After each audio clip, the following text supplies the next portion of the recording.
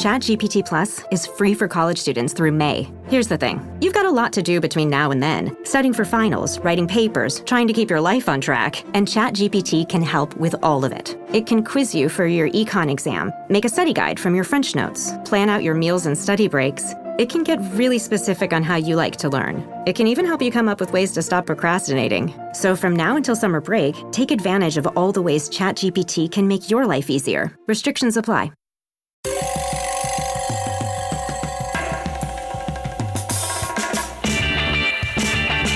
This is Cop Talk, talking crime, cases, and backing the blue.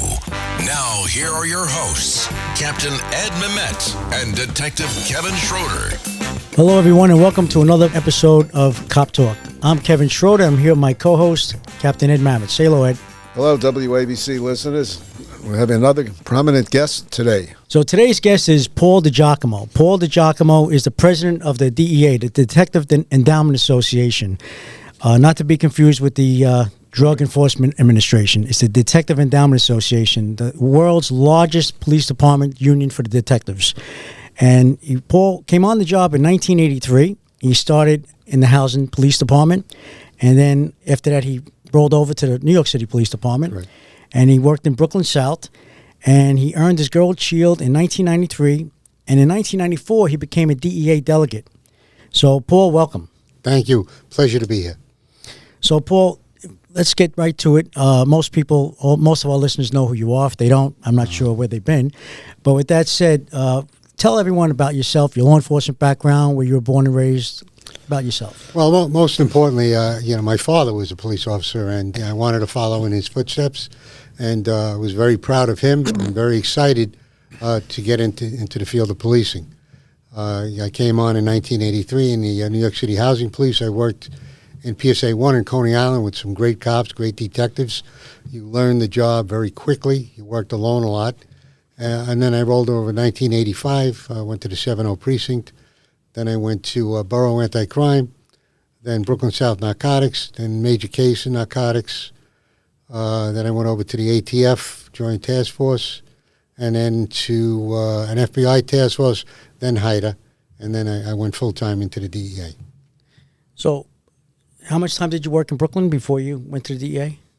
Oh, I worked in Brooklyn for quite a few years, probably about 10 years. Was it Brooklyn South? Brooklyn South, Borough Crime, yeah. It was a great command. It was a very difficult time in our city. We had a lot of cops that were shot and killed in what we call the Bermuda Triangle, the 6, 7, 7, 0, and 7, 1 precincts. You know, Bobby Machado, Louis Miller, Joe Galapo, just to name a few, that lost their lives in the line of duty back in those days. Paul, what was your most memorable case you worked on? Well, there was one particular case that I worked on. It was a group of us. It wasn't just me, where we worked on a 20-year-old homicide of a police officer, George Shue. George Shue was coming out of his house. He was a Navy reservist. As he was coming out of his house, he observed an individual breaking into a car. He intervened. The individual, later identified as Henry Vega, turned on the police officer and shot him with a .38 caliber pen gun right in his head, killing him. 20 years later, we wound up working the case. The shooter was infatuated with organized crime. We set up a social club, and we set up like a fake organized crime family. I was one of the undercovers with 2 undercovers and a main undercover. And we wound up, doing the case, getting him involved in drug sales, and ultimately he spoke of the homicide of the cop in the social club that we had wired up and with film and sound. And it was a very rewarding case to have worked. I was very proud of that case and very proud to work with the detectives that worked on that case with me. Captain? Yeah, Paul, this is really startling. Over 5,000 cops were attacked last year and injured. How would the NYPD respond to that if it happened?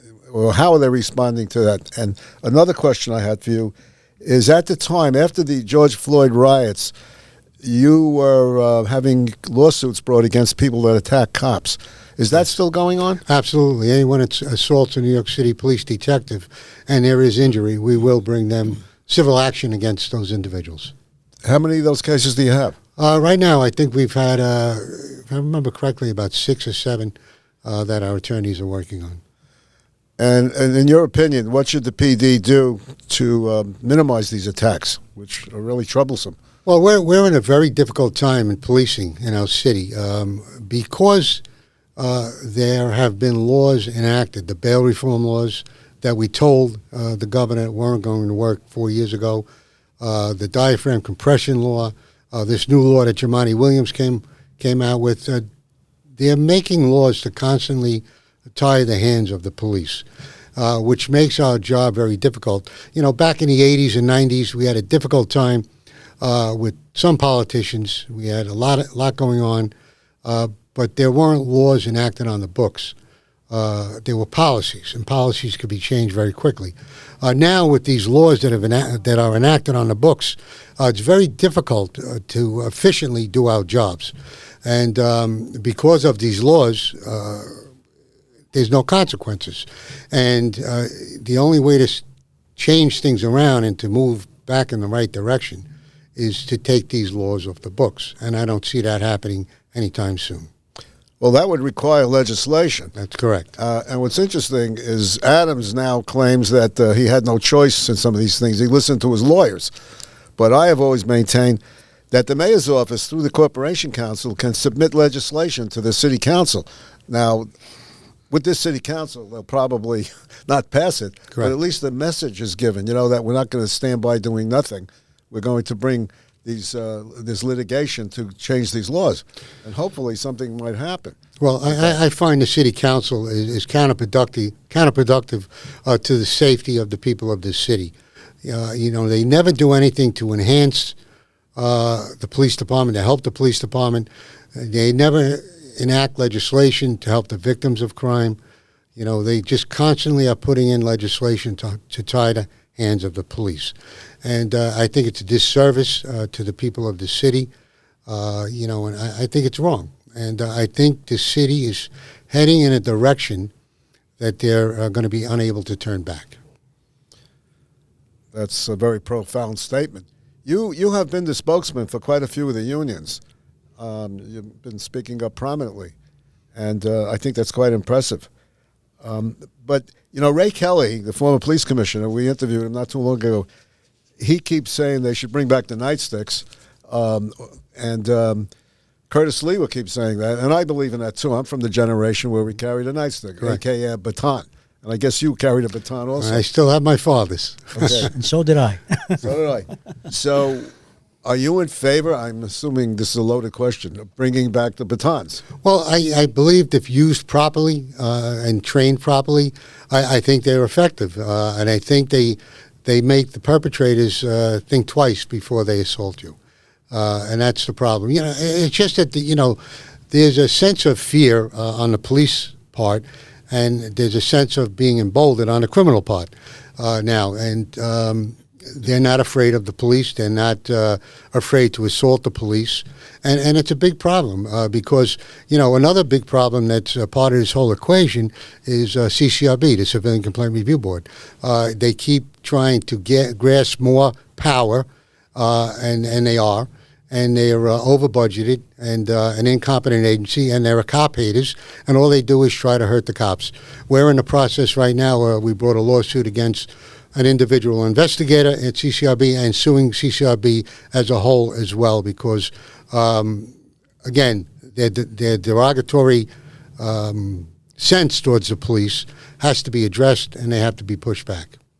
That's a great idea. Bravo. Thank you. Paul, as the DEA head, what is your responsibilities and goal? Well, the responsibility is, one, to represent our detectives in any type of disciplinary conflict, which we do. We also administer health benefits, prescription drugs, eyeglasses, and dental to both active and retired New York City detectives. And we also sue different perpetrators that assault our detectives. And again, to reiterate, we're suing the CCRB as well for their, inept attacks on our members. And tell me about your charity work. I know the DEA is very involved with charity work. I know you're very involved with the widows and children. Mm-hmm. Can you tell us about that? Yeah, well, unfortunately, because of 9/11, I think we have the highest amount of detectives in all the ranks that we lost in 9/11 because it was the largest crime scene in the history of the NYPD. We had detectives naturally down at Ground Zero. We had detectives at the landfill and detectives at the morgue. And we've lost hundreds of detectives to post 9/11 cancer. And as we sit here right now, there are hundreds that are sick with cancer. So we represent those detectives, and when they pass, it's as they've been shot in the line of duty. They get the same benefits that you rightfully deserve as being shot in the line of duty. And COVID as well. We lost 8 detectives, more than any other rank in the New York City Police Department during COVID because our detectives were out in the hospitals interviewing complainants. They were in close quarters in the box in the room where we do interviews of perpetrators, and they were out in the streets on a regular basis, and they paid the ultimate price, both in 9/11 and also with COVID, where they gave their lives. And we treat those families just as if it was a detective shot in the line of duty. And those people are very special people to me. I was brought up to go above and beyond for those families, and that's something I live by, and they're very, very special to myself and very special to the DEA as a whole.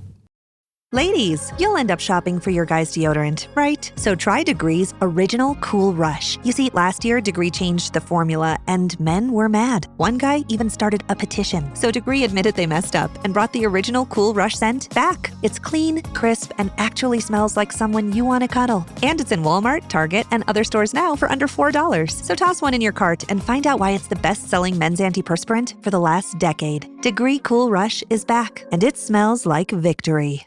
We off? 30 seconds of carefree bliss. Oof, like wind in your hair carefree. Oh, like using Clorox Disinfecting All-Purpose Cleaner in the home carefree. Yes.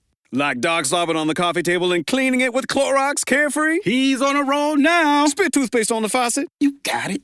You got it.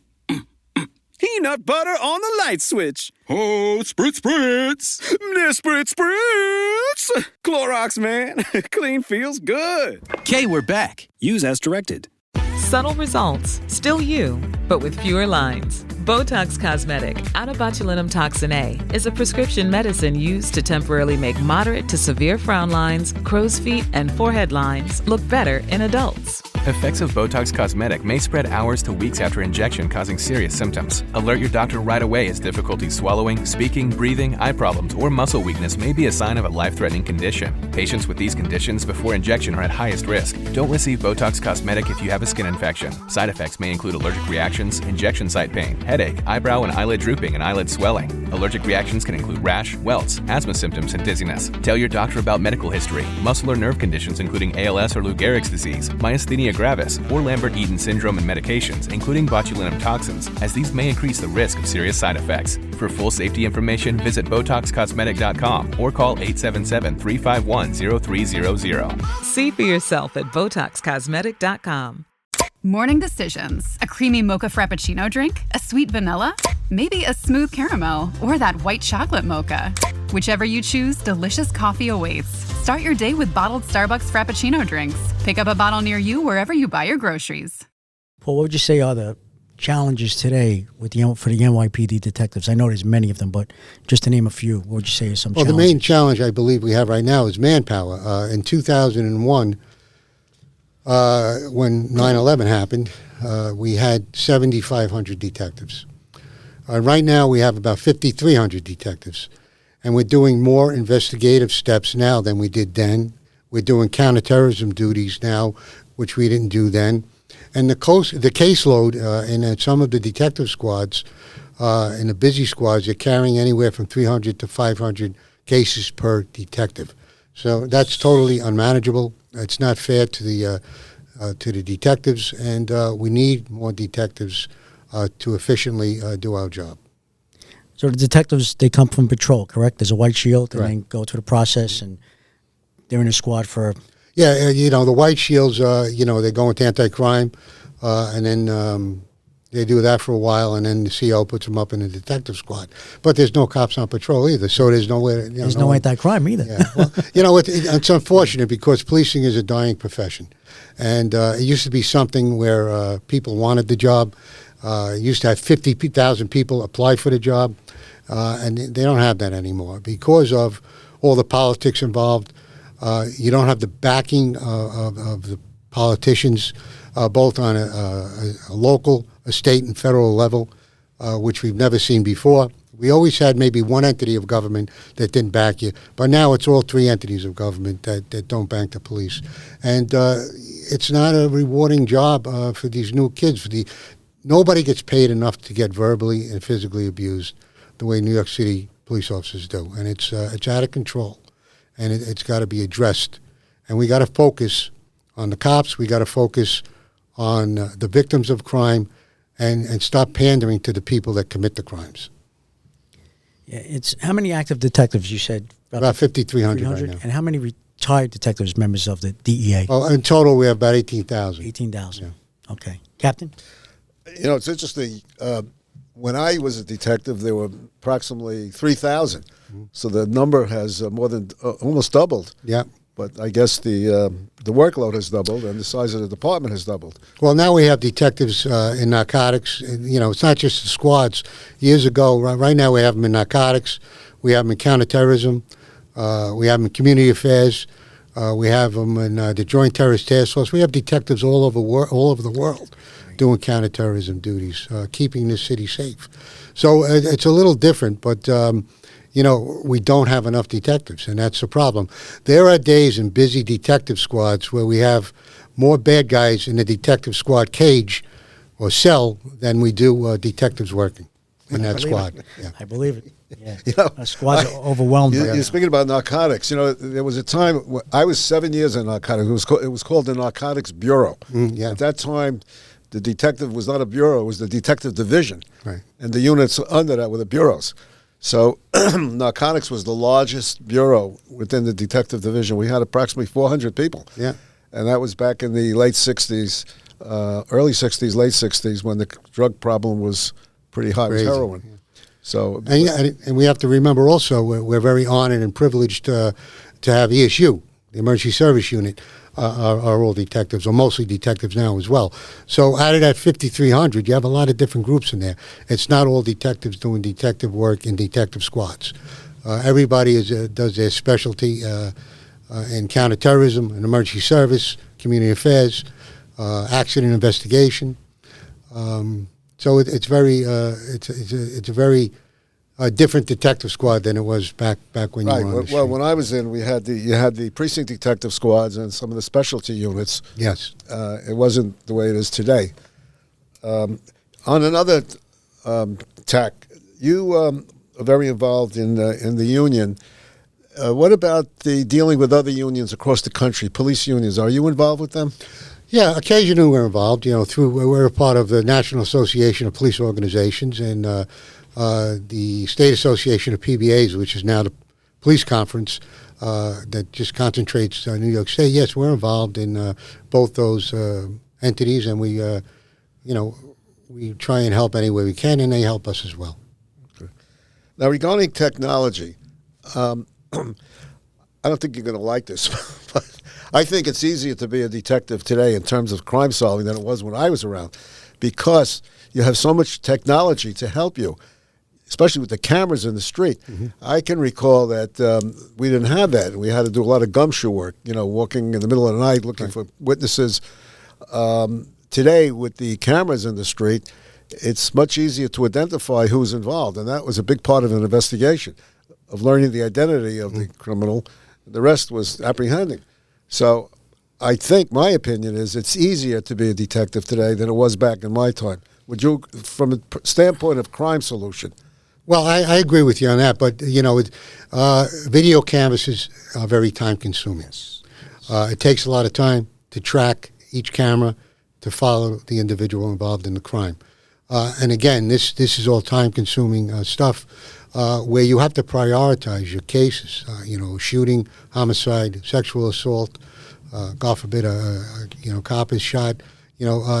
A lot of time goes into the video canvases tracking the individual responsible for that crime. And there's just not enough detectives to do it. So, again, we have to prioritize each case on a case-by-case basis. But also, the paperwork is now, most of it is on computer, correct? That's correct. Everything's on a computer or phone.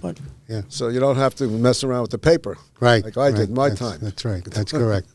So in a way, it's easier to be a detective today. I disagree with that. Well, I disagree with that. Absolutely, I disagree with that. I think it's even more difficult today because even though you got video there, you still have to identify the perpetrator. You still have to, as Paul said, you still have to do a canvas for the video, identify what video is useful, what's of value, what video is of value. Okay, you may go out there for 2 days and get videos that there's no value. Okay, you really have to, and as you're out there doing a canvas for the video, cases are coming in. So I disagree, Captain. I think it's just as difficult, if not more difficult today to be a detective. And then we still have to do the traditional canvases as well. With the video canvases, we still have to knock on the doors and old school police work. Knock on the door, ask a question, solve a crime. It's old school police work is sometimes which brings closure to these cases. But before we go any further, I feel it's important that I have to mention something. Today is the 5th anniversary of the loss of Detective Brian Simonson. We had a mass in his honor today, and that was a tragedy. And he was a wonderful detective, well-respected detective, and just a great guy, and somebody that I think should be mentioned and honored on this program here today. Well, why don't you tell us about what happened with him? Well, it was a robbery of a cell phone store, and Detective Brian Simonson responded, and he got caught in crossfire in that situation, and he lost his life. And right now I'm in the process of talking to a couple of our friends in Albany and in Congress as well, to try and get a bill named after Detective Brian Simonson that would render these cell phones worthless once they are stolen. So what would happen is that the cell phone company would be mandated to shut that phone down and make it inoperable, rendering that phone worthless on the street. Right now they go for $400 to $700 on the black market. This would put a stop to that, which would bring burglaries, robberies, larcenies, all down in regards to cell phones. I'm praying to God that we get this done. It's starting to get some movement, and that legislation would be named in the memory of our hero detective, Brian Simonson. That's a good idea. Paul, I believe your sister passed away from cancer. Yes. And she was also a 9/11 responder. Yeah, my sister was worked for the humane law enforcement. She was a investigator with the humane law enforcement, and she was taking, she was there at the rescue and recovery, but she was also taking the animals out of the buildings in 9/11 and all downtown Manhattan here, and we lost her. We lost her to breast cancer, and she was a wonderful girl, great person. Very proud of her son. He just became a fireman, and he's also a doctor of physical therapy as well. So his mother is very, very proud of him, looking down. Nice. What a good kid he turned out to be. So what would you give someone today, a kid today who wants to come on the job? What advice would you give anyone who wants to get involved in law enforcement today? Well, I would have to be quite honest with that individual and explain the difficulties in law enforcement today, and the oversight of law enforcement today. The NYPD has more oversight than a neurosurgeon. For God's sake, it's ridiculous. You have the 5 district attorneys, you have the attorney general, you have the FBI, you have the DOI, CCRB. That's right. Yeah, CCRB, DFI. IEB. You have so many people looking at everything you do. As I said earlier, a neurosurgeon doesn't have the oversight that cops have. And I would just be honest with the people looking to come on the job and let them know what they're getting into. May not. It's not like television. It doesn't, work out that way. It's a lot of stress, a lot of pressure, and unfortunately, because of what's going on, suicides are up in policing, not only here in New York City, but across the whole country. Because the pressures that these poor young cops go through today are very, very difficult. We didn't have to go through those pressures as young cops. They're not as bad. They weren't as bad then as they are now, and they got a tough job. Yeah, true. Hey guys, have you heard of Goldbelly? It's this amazing site where they ship the most iconic, famous foods from restaurants across the country, anywhere, nationwide. I've never found a more perfect gift than food. Goldbelly ships Chicago deep dish pizza, New York bagels, Maine lobster rolls, and even Ina Garden's famous cakes. So, if you're looking for a gift for the food lover in your life, head to goldbelly.com and get 20% off your first order with promo code GIFT. That's goldbelly.com, promo code GIFT. This episode is brought to you by Netflix. 3 couples, 4 vacations, a lot to unpack. Watch The 4 Seasons, a new series starring comedy favorites Tina Fey, Steve Carell, Will Forte, Coleman Domingo, and more in a hilarious and heartfelt love letter to long-term relationships. Based on the original Alan Alda film. Watch The 4 Seasons, streaming now only on Netflix. Shopping is hard. I can never find anything in my size. I don't even know my size. I buy my clothes the same place I buy my groceries. There's a better way. Make it easy with Stitch Fix. Just share your size, style, budget, and done. Your personal stylist sends pieces picked just for you. That was easy. Stitch Fix. Online personal styling for everyone. Free shipping and returns. No subscription required. Get started today at stitchfix.com. This episode is brought to you by Factor. Optimize your nutrition this year with Factor, America's #1 ready-to-eat meal service. Factor's fresh, never-frozen meals are dietitian approved, ready to eat in just 2 minutes. Choose from 40 weekly options across 8 dietary preferences like Calorie Smart, Protein Plus, and Keto. Eat smarter at factormeals.com/listen50 and use code listen50 for 50% off plus free shipping on your first box. Factormeals.com/listen50. Code listen50. Terms and conditions apply. You mentioned suicide. We've had several people on this show that are involved in suicide prevention. Right. Is the DEA doing anything special for your members in regard to suicides? Absolutely. We have a pool of psychiatrists and psychologists that help our members that are not affiliated with the NYPD. Because there's always that sense of embarrassment if the person reaches out for help, and the job finds out about it. There's that label that goes on you. So we've helped quite a few of our members outside the department get help, and it worked very well so far. They used to call that the rubber gun squad. Do they still call it that when the cops' guns are taken? Yeah, well, that's not fair because I don't like talking about individuals that have a lot of issues that they go through. They could have been involved in a shooting. They could have saw their partner die. That takes a toll on anyone in any profession, in the military, the police department, the fire department. There's a lot that goes on behind the scenes in our world, and there's nothing wrong with talking to somebody to get help to get you through it. Yeah. So, Paul, I believe you'll be stepping down from the president as DEA come this summer. Yeah, I have 40 years in the police department, and I've been involved in police unionism since 1989. But I'll be aging out shortly after the new term starts. So I just don't think that would be in the best interest of the DEA and the members if I were to run. There's a new ticket put together for Team DEA 2024. That team consists of a majority of the team that I'm working with now and worked with for years prior to this. And I think they're well versed on what needs to be done in the DEA, and we'll build upon what we built moving forward. Okay. And what's next for you? Well, next is a couple of weeks off, and then we'll figure it out. I have a couple of couple of job offers that I have to figure out. But listen, it's a very emotional time for me. It's something I'm going to miss. You know, Sure. this was 40 years of my life in policing, and there's times I'm happy and I say it's time to go, but I feel good about it, and there's times I'm very sad about it. So, but it's difficult, but everybody's time comes.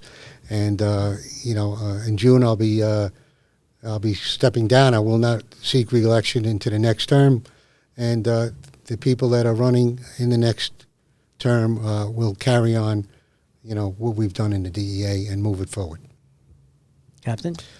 Paul, I empathize with you because I did 40 years, and I know the feeling. It's going to take you a couple of years to recover. Believe me, you'll have dreams about the job, and it's a tough adjustment after 40 years. Yeah. But for those listeners, Paul mentioned aging out. What he meant was the retirement age. The mandatory retirement age for the New York City Police Department is 63. Unfortunately, it's been tried. People have tried to extend it, but they're stuck at 63. Yeah. And the fire department's 65. I never understood that. But and the Jersey State Police is 55. Oh, yeah. But again, like I said, I'm very happy with my career, and I was very proud and honored to be a cop, a detective. I never thought I would be the president of the DEA, and it's something that I wish my father was here to see. He would have been very proud of it. And I'll always be here to help a detective, line of duty family members. That's something that I will always, put as a priority in my life, whether on the job or off. You're also the president of the Columbia Association, correct? I was. No, I was the president of the Columbia Association quite a few years back. My father was as well. Wow. And that's something that was a very honorable position as well. It's something that I enjoyed. Anyway, I have St. Patrick's Day coming up soon, and I look forward to being at the parade with the canteen and at the pier after. That's something that's very, very fun, and a tradition that's been going on for years and years and years. Yeah, true. Any last words, Captain? No, I just think that Paul is a very interesting guy, and I think he's got a career ahead of him. Oh, thank you. Well, I got to say this was truly an honor to be here today. And I want to thank you both for having me. And thank you. You'll always have my door's always open to both of you gentlemen. Thank you. I really appreciate it. All you have done, Kevin. Speaking of which, for our line of duty families with Stephen Van Zandt, you've raised hundreds of thousands of dollars for the DEA Widow and Children, and that's something that needs recognition. And I thank you for that very much. And Captain, I love speaking to you. Your old stories, and they're great stories, and something. You should read my thesis that I wrote in 1975. I will. It's in your office. It is in my office. Okay, I'll find it and I will read it. It's the organization and history of the Detective Bureau going back to its very beginnings. Wow. Somebody in your office has it. I'm sure Sam Katz has it. I'm sure Sam I will get my hands on that, and in retirement, I'll read that every day. So. Okay. Well, Paul, it was an honor for me to be an elected delegate for 10 years with the Midtown North Detectives under the DEA. It was a great run, and it's a great union, protecting the NYPD detectives, active and retired, and fighting for all the right cause. So thank you again for being here. We wish you luck in your retirement, but you still have, I think, a lot of work to do before you leave. We got a couple of months to go. So. Yeah, you have a lot of work to do before you leave. I'm here till June, so thank you. I appreciate it. It's going to be a lot of work, but thank you again. So everyone, Paul DiGiacomo, president of the DEA, NYPD Detective Union, one of the largest detective unions in the world. And at this time, I'd like to thank everyone for listening. And if you like what you hear, please subscribe. You could also follow us on Twitter at Cop Talk WABC. That's at Cop Talk WABC. Until next time, be safe out there. God bless law enforcement throughout the world, and God bless America. Thank you.